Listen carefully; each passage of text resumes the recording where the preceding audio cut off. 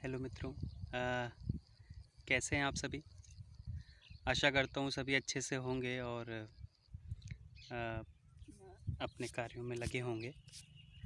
मैं आज अपने खेत पे आया हूँ और लास्ट वीडियो में जैसे मैंने आपको बताया था कि मेरे पपीते के मोस्ट ऑफ द जो ज़्यादातर जो पेड़ थे 80-90% पेड़ वो ग्रोथ स्टेटस में नहीं है, मतलब वो ख़राब हो गए थे। और तो मैंने जो इंटरक्रॉपिंग में प्याज, लहसुन, धनिया लगवाया है, उनकी स्थिति अभी मैं आपको दिखाता हूँ। बाकी पपीते का तो जो प्लान था कि वो इस मंथ में मैंने कांटेक्ट किया था जहाँ से मुझे नर्सरी मंगवानी है उसकी, और होपफुली इस मंथ के एंड में तक या लास्ट मंथ के अगले मंथ के शुरू तक वो लग जाएगा। तो तब मैं आपको दिखाऊंगा कि वो कैसी स्थिति है उसकी। फ़िलहाल इसमें मैंने जीवामृत पड़वाया है। और आज मैं आपको एक और तकनीक बताता हूँ जो मैंने यूज़ किया है अपने खेत में अभी कीटों से इसको बचाने के लिए।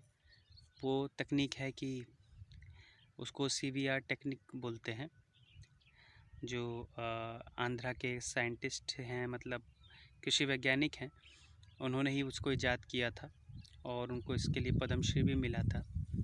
तो इस टेक्निक का बेसिकली उद्देश्य ये होता है कि आप अगर इसके उसमें जाना चाहेंगे कि CVR टेक्निक बेसिकली होती ये है कि सब चीज़ें नेचर से रिलेटेड हैं, प्रकृति से रिलेटेड हैं।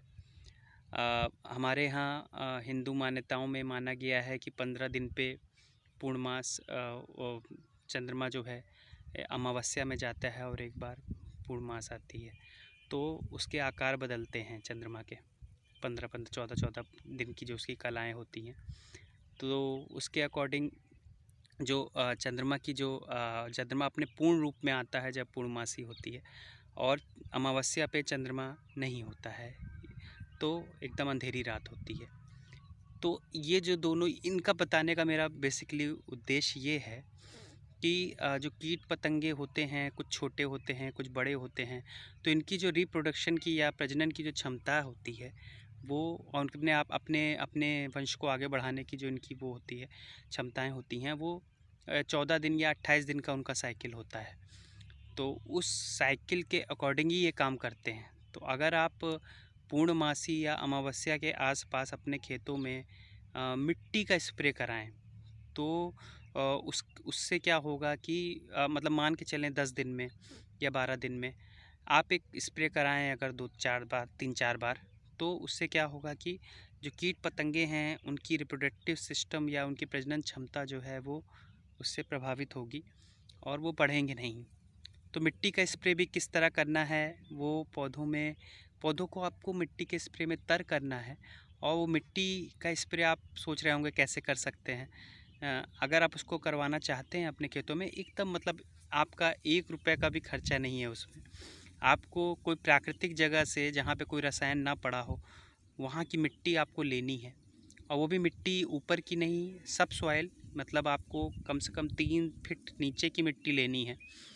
और उसको अगर आप 1 एकड़ में यूज़ करना चाहते हैं तो 200 लीटर ड्रम में आप कम से कम 7-8 किलो मिट्टी डाल दीजिए, 7-8 किलो, और उसको किसी बांस से या लकड़ी के डंडे से आप उसे चलाएं कम से कम 10 मिनट तक, जब तक उसमें घोल में वो मिल ना जाए और मिट्टी जो वो नीचे बैठ जाए और उसका पानी जो घोल है वो ऊपर तैयार हो जाए। फिर उसको आप छान के उसको किसी गैलन में या स्प्रे मशीन में डाल के आप अपने पेड़ों पे, सारों पे दे सकते हैं। तो ये एक तकनीक है जो बहुत देसी तकनीक है, बहुत प्राकृतिक तकनीक है। और इसका रीज़न ये है कि हमें सब सॉइल मिट्टी को इसलिए लेना होता है क्योंकि मिट्टी के 3 फीट मतलब ज़मीन के 3 फीट नीचे, 2 फीट, ढाई 3 फीट नीचे की मिट्टी सबसे अच्छी रहेगी। वो उसमें जीवाणु बहुत होते हैं, जो नेचुरल जीवाणु हैं, जो प्राकृतिक जीवाणु हैं, वो बहुत अच्छे हैं। और उनकी वो आपके कीट पतंगों को से रोकथाम करने में वो बहुत मदद करते हैं।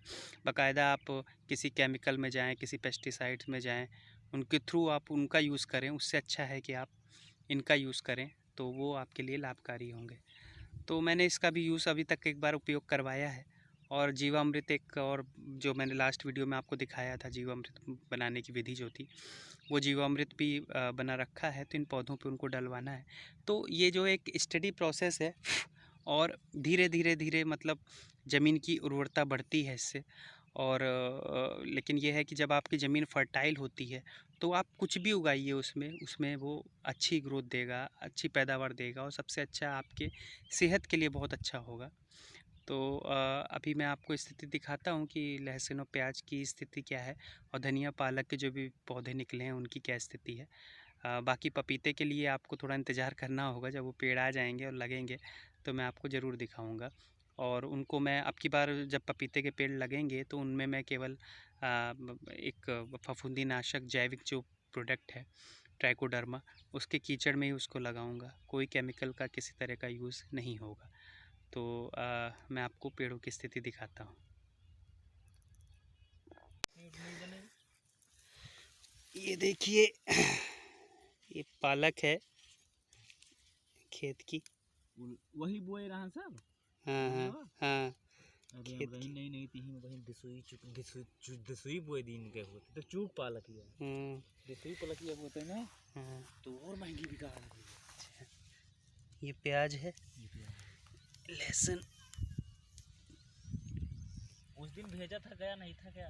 हाँ गया था, हम अपने लिए बना रहे हैं। देखिए प्याज अच्छे से बड़ी हो रही है, खड़ी हो रही है। लहसुन है,